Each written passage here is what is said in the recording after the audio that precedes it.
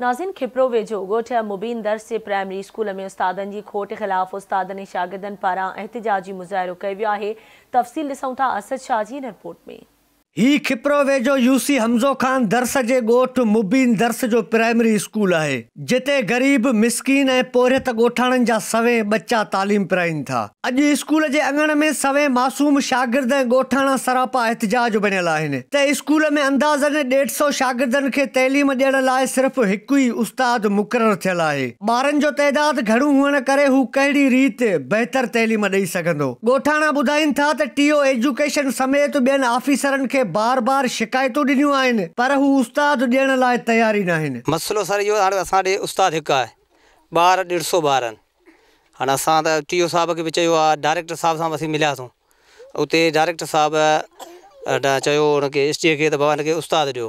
चयो हा सर 2 ॾींहं में असीं ॾियूं था सर। हुनखे 4 महीना थी विया आहिनि। साईं हिते घर 100 खनि असांजा आहिनि, हुन खां पोइ पासे जा बि ॻोठ आहिनि 2-3।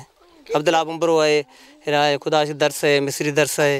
अमीरत पंहिंजे ॿारनि खे प्राइवेट स्कूलनि में तइलीम ॾियारण सां गॾोगॾु ॻरियूं फीसूं भरे ट्यूशन बि ॾियारे सघनि था, पर ही सभु पोरियत मिस्कीन ॻोठाणनि जा बच्चा आहिनि जेके सरकारी स्कूलनि में पढ़नि था। इहा बि वॾी ख़ुशनसीबी आहे। हिकु ॾींहुं हू तइलीम पिराए जहालत जे ऊंदहि मां निकिरी पंहिंजो रोशन मुस्तक़बिल बणाईंदा, पर इहो सभु कुझु तॾहिं मुमकिन थींदो जॾहिं बजाए सखड़ियुनि दावाउनि जे एजुकेशन ऑफिसर अमली तरह पंहिंजो फर्ज़ निभाईंदा। ॻोठाणा ॿुधाइनि था त असांजी ज़िंदगी त पोरियो करे करे गुज़री वई, पर बच्चा त तइलीम पिराए अॻिते वधी सघनि। असीं नंढा आहियूं, कुल्लू हणी पीढ़ी में पूरा थी विया आहियूं। ॿार मन सुधरनि, उस्ताद को 2 घुराए ॾियो, पढ़ाइनि ॿारनि खे।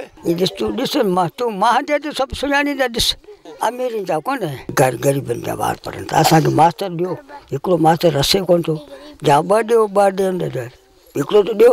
ही स्कूल में मुक़ररु उस्ताद मोहम्मद आचार गज्जू आहे। हू कहिड़ी रीति हेतिरनि ॿारनि खे तइलीम ॾिए थो, अचो त खाउंसि ॻाल्हि ॿोल कयूं। मसलो साईं हिते ॿार वधीक आहिनि, टीचर आऊं 1 आहियां, गवर्नमेंट जी ड्यूटी करणी आहे। तक़रीबन जेको इनरोलमेंट हाज़ुरी में आहे 109 आहे। तक़रीबन सभु रेगुलर आहिनि, सभु ग़रीबनि जा ॿार आहिनि, कोली आहिनि, भील आहिनि, दर्स आहिनि। त ओवरऑल त माना 109 ते 4 टीचर हुजणु खपनि। उहो अकेलो टीचर कवर कोन थो करे सघे न सर।